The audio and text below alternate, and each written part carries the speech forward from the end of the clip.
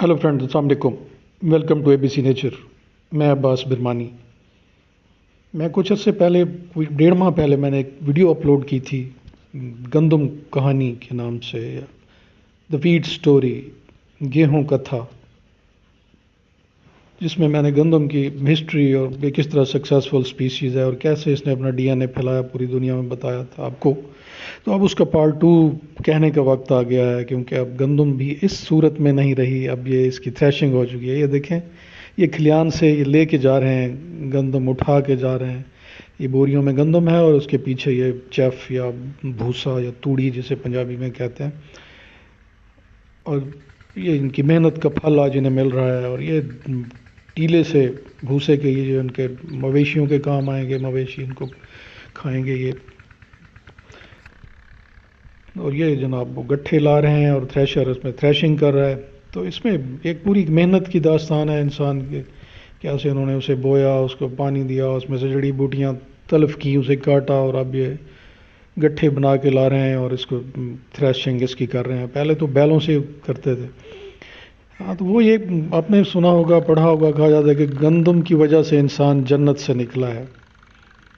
तो वो एक जन्नत वाली जो है कहानी, वो एक अलग।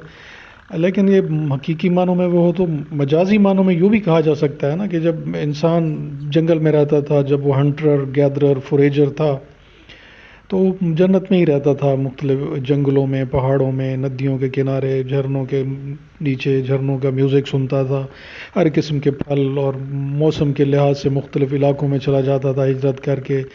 जानवरों की हिजरत के साथ साथ जानवर जाते थे, तो ये भी उसके पीछे पीछे जाता था।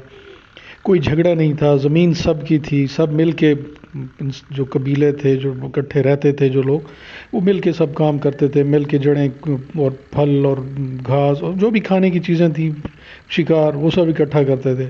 और जैसे ही काश्तकारी शुरू हुई, इंसान को इसने डोमेस्टिकेट किया, वीट ने, इंसान ने घर बनाना शुरू किए, और फिर बस्तियां और शहर और गांव। और उसके बाद यह कि इंसान उस जन्नत से निकल आया। अब ज़मीन की मिल्कियत के झगड़े शुरू हो गए। अब तेरी मेरी के झगड़े उससे पहले नहीं होते थे।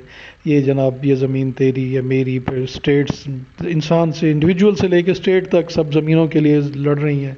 और ये इसकी बुनियाद रखी गंदम ने। तो फिर ये क्या है, गंदम ने इंसान को निकलवाया जन्नत से। तो ये था इस कहानी का दूसरा हिस्सा। शुक्रिया। सलामत रहें, सदा खुश रहें, शादो आबाद रहें, हमारे साथ रहिए।